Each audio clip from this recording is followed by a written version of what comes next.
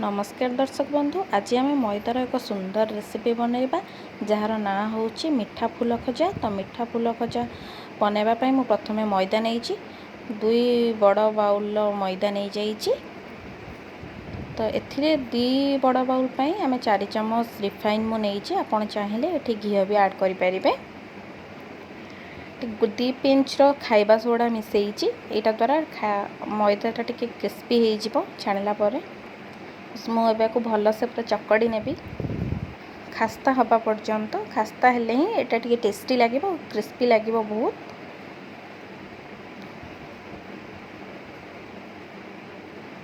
तो चकड़ी सारा देखिए एमती मुठा हो जाऊ मुठा है जाना जे सेटा हो जाए खास्ता। एबे मु धीरे धीरे पानी दे सेटा को चकटी नेबी। मैदाटा प्लेन टे पूरा तेणुक टे चकटिका को टाइम लगे। 10 मिनिट खंडे चकटी नेला गोटे सेप को पड़े आस पूरा प्लेन भी हो। एबे मु 10 मिनिट पे आपको घोड़े की रखीदेवी। घोड़े नबा एबे आम फास्ट सीरा तैयारी करवा। सीरा बनवाई मु गोटे बाउल चीनी नहीं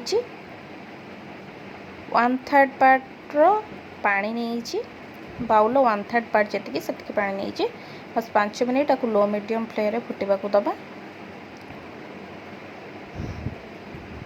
चीनीटा आम फुटी आसला। तो एथिरे मु गुजराती गुंड टिके देवी फ्लेवर पाई।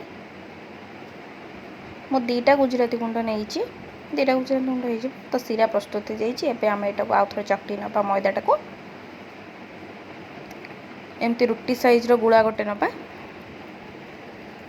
एटा को रुटी साइज आम पूरा माने बेली दबा। किसी मैदा दबा मैदा कि तेलर आवश्यकता नहीं सेमती बेलिले बेली हो बेली नवा। फास्ट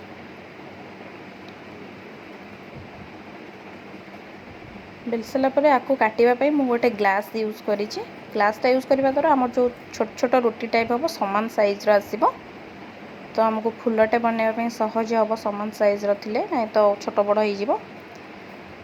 एबे कटा जाइए मैदा गुड़ा को बाहर कर नेबी। प्रथम 3टा छोट रुटी गुड़ा नहीं जी मझे टिके पानी मारि अपोजिट साइड रे पानी मारी सेटा को चापीदेवी आंगुठी रे। सेम प्रोसेस रे सब जाक करने को पड़ेगा। एबे 3टा छोट रुटी को आम थोईदबा एक संगे गोटे चामच नहीं मझी प्रेस करदबा। तो उल्टे अपोजिट साइड रे मझी टिके प्रेस कर नबा। एबे से जो पार्ट गुड़ा को टिके पाखुड़ा टाइप जो गुड़ा से गुड़ा सब अलग अलग कर नबा। तो एबे पानी देकी एपट लेयर और सेपट लेयरटा को लगेबा अपोजिट रे।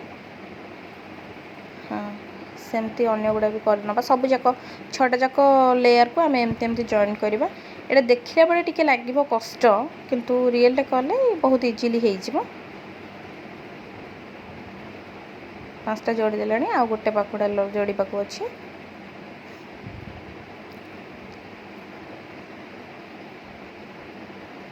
हो गला आमर फूल टाइप खजाटे। टिके सेप दे दबा तार लास्ट को।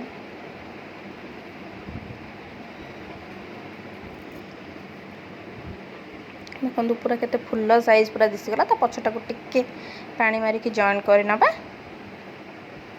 बस हो गला आमर फूल। तो एबे आमे सब जाक फूल बनै नबा। तेल देइछि तेल गरम हो सारा पर गोटे गोटे फूल को आमे ता भीतर ऐड करनिबा।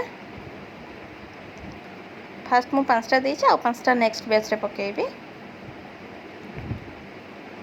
बस टिके हे आसला परे लो मीडियम फ्लेम रे आमे को छाणीबा।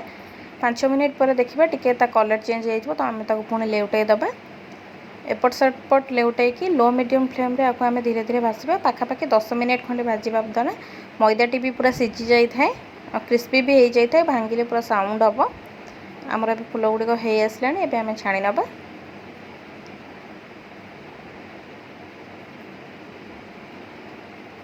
हो जाइए केते सुंदर फूल टाइप दिसुची पूरा एक्जाक्टली फूल। तो बाकी गुड़िक भी मुझे छाणी नेली से वे छणा सरीगला। एबे आम फुल खास्ता खजा गुड़ी को प्रस्तुत कर रखि सिरा पकेबा। एमती फास्ट पकईदबा चामच रे टिके पकई नहीं एपट सेपट करके काढ़ीदबा। तो यही प्रोसेस रे मु अन्य सबू गुड़िक 10टा जाक करनेबी।